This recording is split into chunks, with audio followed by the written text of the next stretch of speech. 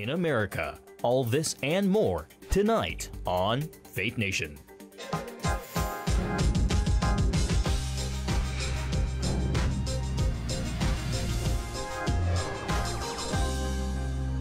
After 22 months, the verdict is in. No collusion. Welcome to Faith Nation. I'm John Jessup. And I'm Jenna Browder. 19 lawyers, 40 FBI agents, 2,800 subpoenas, 500 search warrants, and 500 witness interviews. That is what went into nearly 2 years in the Russia investigation. And while the Mueller probe may have ended, questions about its findings have only just begun. Capitol Hill correspondent Abigail Robertson joins us now. Abigail, what kind of reaction are we seeing on Capitol Hill?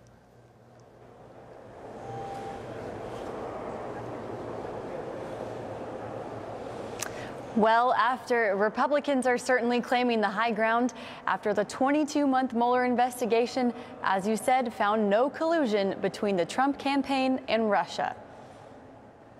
Make no mistake about it, my fellow Americans, this was a total vindication of the President of the United States and our campaign. And it should be welcomed by every American. Democrats disagree, questioning the Attorney General's conclusions.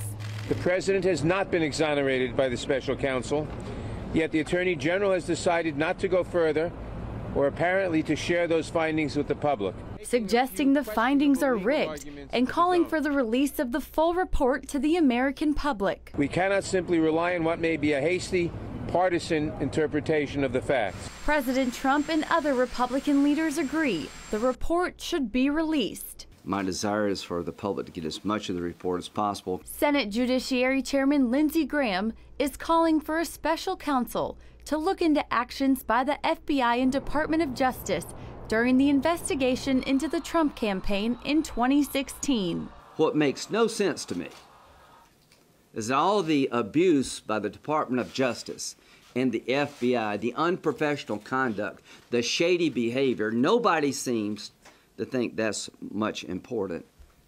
Well, that's going to change, I hope. He questions why no one alerted Trump of possible ties between his associates and foreign governments like Russia, as they have for lawmakers like Senator Dianne Feinstein in the past. That's the way it's supposed to work.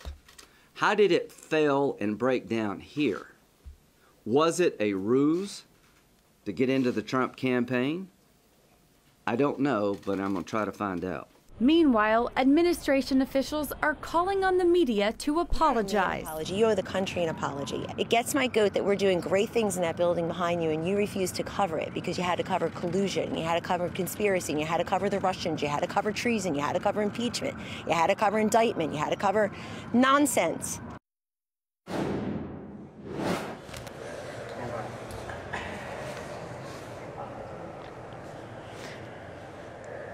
Well, Senator Graham warns Democrats that they should accept the findings of the Mueller investigation or face the backlash Republicans saw in the 90s when they continued to investigate then-President Bill Clinton. Yeah, Abigail, is there any kind of timeline for when Attorney General Barr will decide what he might release? Well, really, there's no timeline. Right now, we know that Attorney General William Barr is supposed to come before the House Appropriations Committee April 9th to discuss the Department of Justice's budget. He will likely face questions about the Mueller report during that hearing, and I think it's quite possible many other committees will try and bring him before them in the next few weeks or months. So we really right now don't know when this report will be released. Both sides have expressed interest in opening this up to the public, but we have far seen the end of this investigation. Now stay tuned. All right, Abigail Robertson for us on Capitol Hill. Thank you. Well, helping us dive a little deeper and to help explain what it all means are joining us now John Solomon, Executive Vice President at Hill TV, and CBN News Chief Political Analyst David Brody. Thanks for being with us. John, to you first. You heard Abby. What do you make of Senator Lindsey Graham's comments today? Do you think there could be a public backlash if the Democrats push too hard here? I think there'll be a great debate over transparency. It's kind of rooted in our culture that we like to see as much as we can, especially about our political leaders. But at some point, the Democrats' hands are limited. They created this large illusion of what looked to be a major scandal. It turned out not to be much of a scandal at all. And I think there's a political line that's very dangerous. We saw Before this past week, the number of people who thought Mueller was going to find collusion would be 50%. So that's how much impact it had on the public dialogue. 50% of people, without any basis of evidence, thought that there was collusion. And I think that those people are going to have a very strong boomerang effect if this keeps going on too long.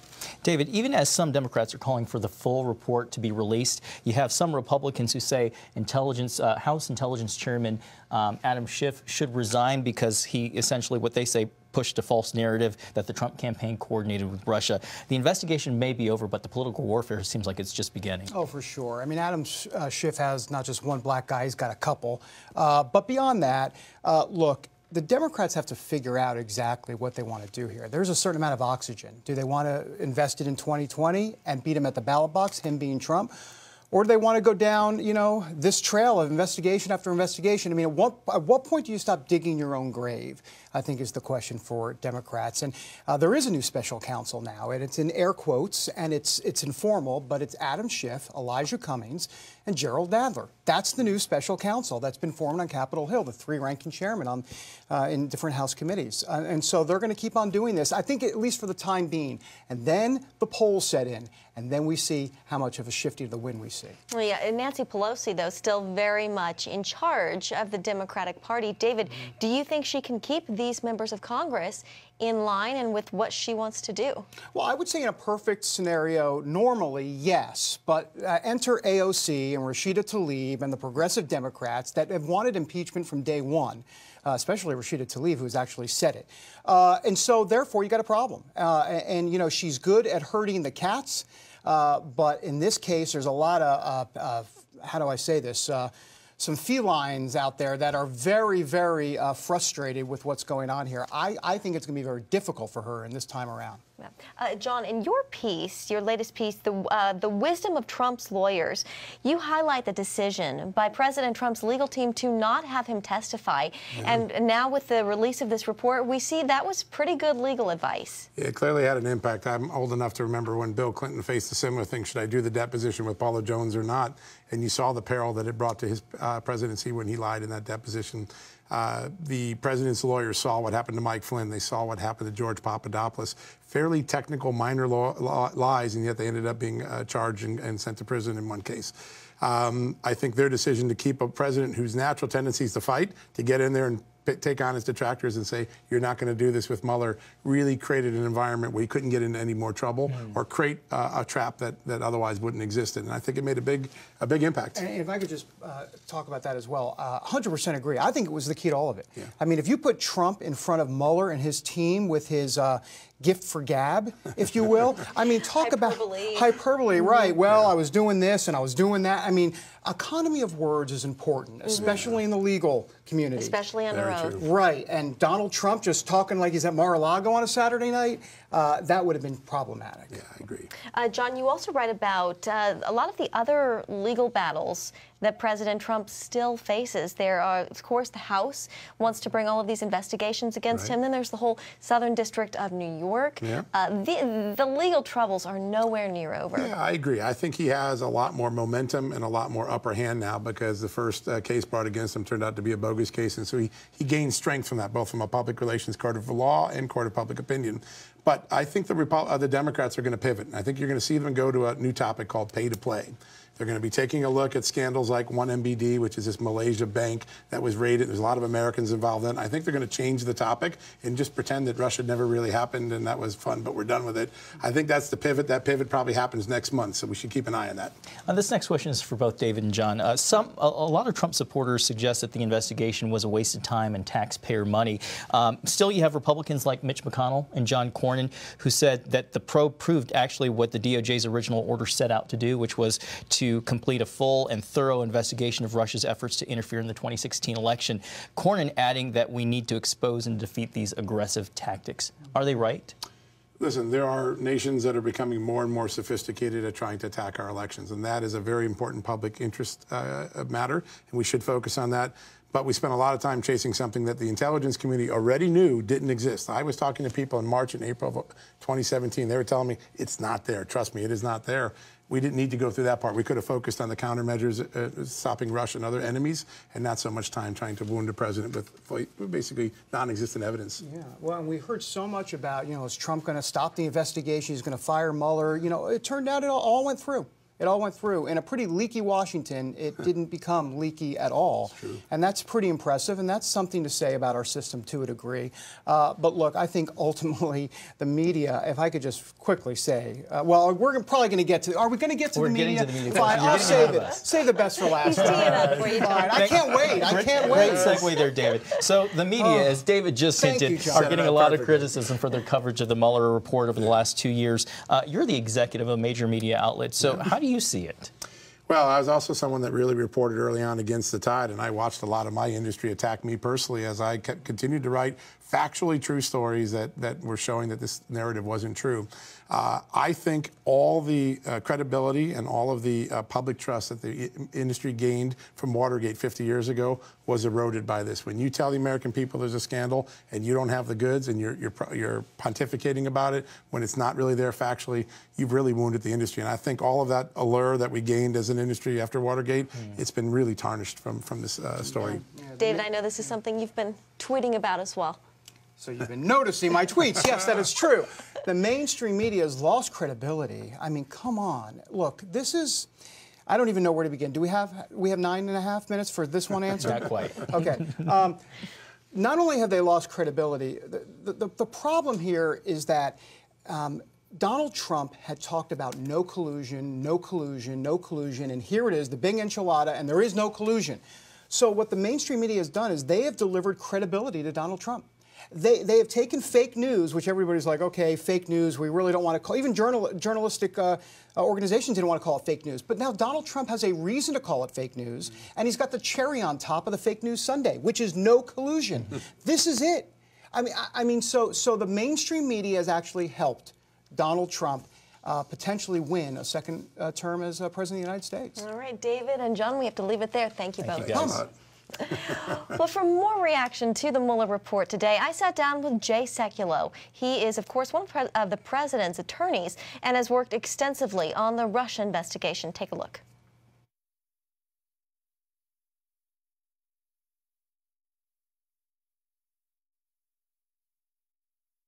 Mueller cleared President Trump on collusion, but not obstruction. Jay, why did you think he stopped short of that? Well, it's not that he didn't clear him on obstruction. I think it's important to understand what he said was it was complicated law and complicated facts.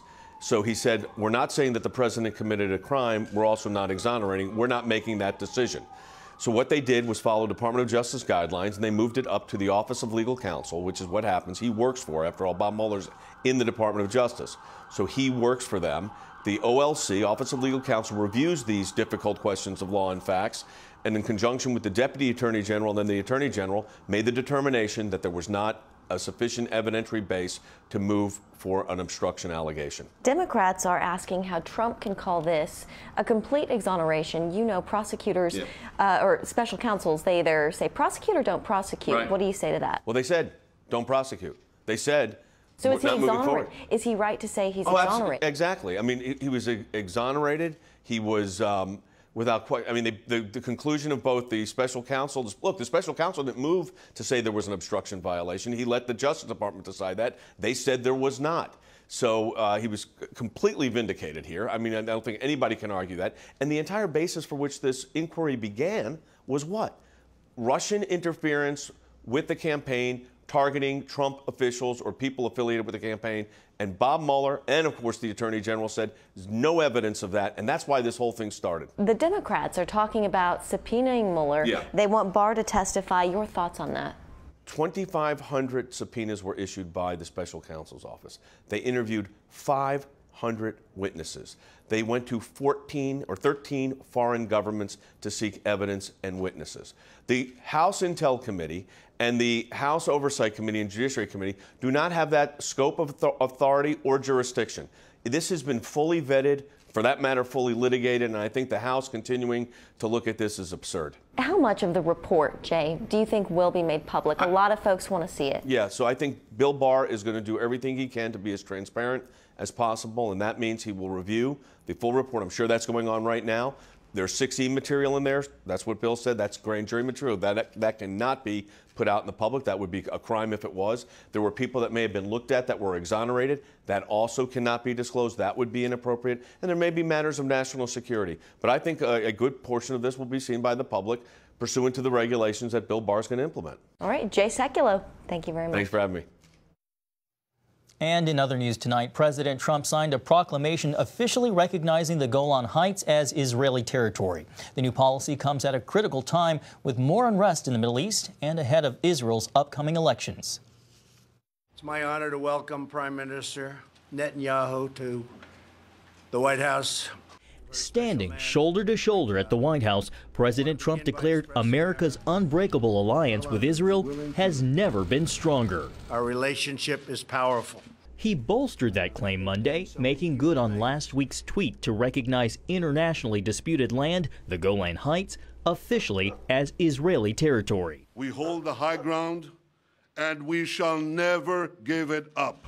After the meeting, the Israeli Prime Minister cut short his trip to Washington and returned to Jerusalem to plan what he called a forceful response to a Hamas rocket that hit central Israel, wounding 7 people early Monday morning. Israel will once again and always prevail. The attack, adding fuel to the fire not far from 1600 Pennsylvania Avenue, where the largest gathering of America's pro-Israel community voiced their unwavering support for the Jewish state. As a progressive, as a Democrat, as an American, I am here to say we must never, ever ask the Jewish people to defend their lives alone. The annual AIPAC conference showcases speakers of all stripes. Their goal, show America's bond to its strategic partner in the Middle East. The headliner on day 2, Vice President Mike Pence, who highlighted the administration's successes, from dismantling ISIS, moving the U.S. Embassy to Jerusalem, and defending Israel at the United Nations. He also took direct aim at Democrats. Anti-Semitism has no place in the Congress of the United States of America. Without mentioning her name, Pence singled out freshman Congresswoman Ilhan Omar for her controversial anti-Semitic tweets, including one in which she said lawmakers' support for Israel was based on AIPAC's campaign donations, a charge he says should have consequences. Anyone who slanders those who support this historic alliance between the United States and Israel should never have a seat on the Foreign Affairs Committee of the United States House of Representatives. Although high-profile Democrats, including Speaker Nancy Pelosi and New York Senator Chuck Schumer, are confirmed speakers at this year's conference, none of the 2020 presidential candidates will attend, a sign of a possible break in a bond that had been nearly universal even just 4 years ago. And also speaking today at AIPAC, General Benny Gantz. He's the challenger to Benjamin Netanyahu in the upcoming elections in Israel. That vote takes place April 9th. Right now, it's anticipated to be a close election. Coming up, how the push to reform the criminal justice system is helping those at the heart of the cause.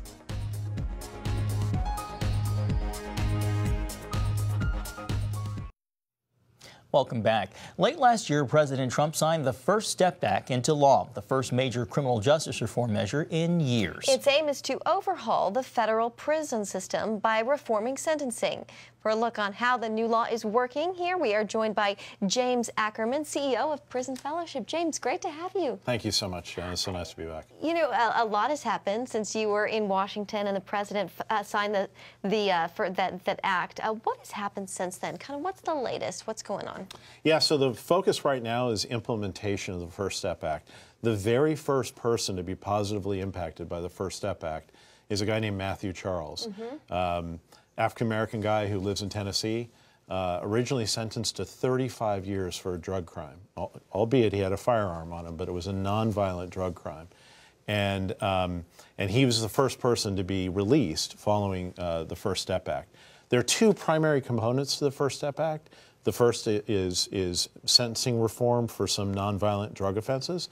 And the second, which we're really excited about, is the implementation of more programming into the federal system that is designed to help people become healthier, more productive citizens. Programming like the Prison Fellowship Academy, which we have in state prisons all over the country, but not yet in the federal system. James, can you dive a little deeper into that? We know that it's called the First Step Act. Yeah. You kind of alluded to some of the what's next, but what's the second step? Yeah, there's a number of things being considered right now, including some more attention around getting the balance right on sentencing, right? Prison Fellowship, we believe strongly that people need to receive a proportionate sentence to the crime they've committed. But 35 years for a nonviolent drug offense? That can be longer than a murder conviction? Mm-hmm. That just doesn't sound right to me. So correcting some of those things further. And also, one of the things that's being talked about right now is a possible introduction or reintroduction of accredited college programming to help people be better equipped to for job readiness, if you will, to be equipped to step into, yeah, exactly, exactly. You talked about it a little bit, James, but what role is Prison Fellowship playing in this whole movement to reform the system? Yeah, so we play a leadership role. First of all, we're subject matter experts. We understand what it means to be in prison. We understand the experience because we've been in prison yards and in prisons now for 43 years since Chuck Colson first founded Prison Fellowship. And so we have a lot of experience in the condition and thought. And what we've learned, and this is consistent with the Gospels of Jesus Christ, the implementation of a restorative approach to criminal justice helps create safer communities in and out of prison. That should be our priority.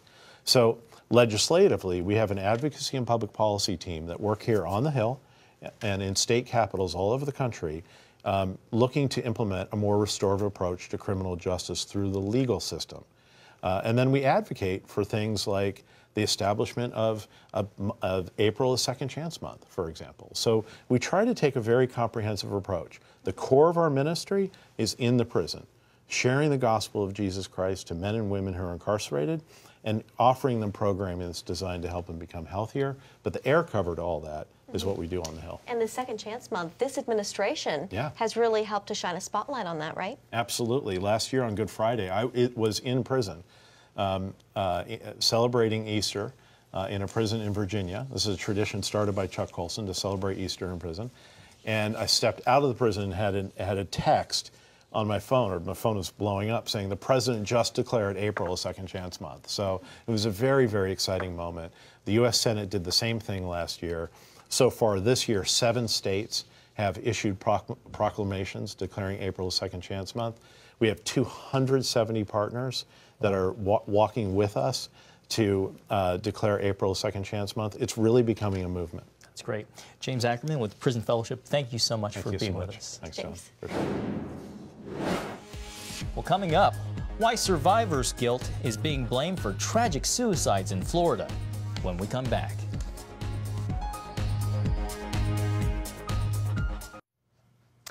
Well, tragedy for a community that has faced great suffering already. In the past week, 2 teenagers who survived last year's Parkland, Florida school shooting have committed suicide. Florida's head of emergency management is calling on state lawmakers to provide more mental health resources for the Marjory Stoneman Douglas High School community, saying on Twitter, now is the time for the Florida legislature to help. Mental health is a bipartisan issue. Meanwhile, Parkland parents and county officials are working to educate people in an effort to prevent any more suicides. We've come together as a community in a really great way to try to tackle this unfortunate tragedy. What we want everybody to know is there's help out there. We want parents to be aware of the risks and the signs, and there are very simple things that parents can do to understand whether their child's at risk. And the school district is asking parents to use something called the Columbia Protocol. It's a set of 6 simple questions that could help determine if their child is at risk. And for more information, or if you know someone who you think is suffering from suicidal thoughts, you can call the National Suicide Prevention Lifeline. That number is 1-800-273-8888. 8255. You know, one of the things that we get to do in news is shine the light on issues, and hopefully it's an issue that we can also raise to say, hey, this is something that we can be praying about. So take some time to pray about the situation in these young people whose lives have been affected. Absolutely. Well, that's going to do it for tonight's Faith Nation. Have a great evening.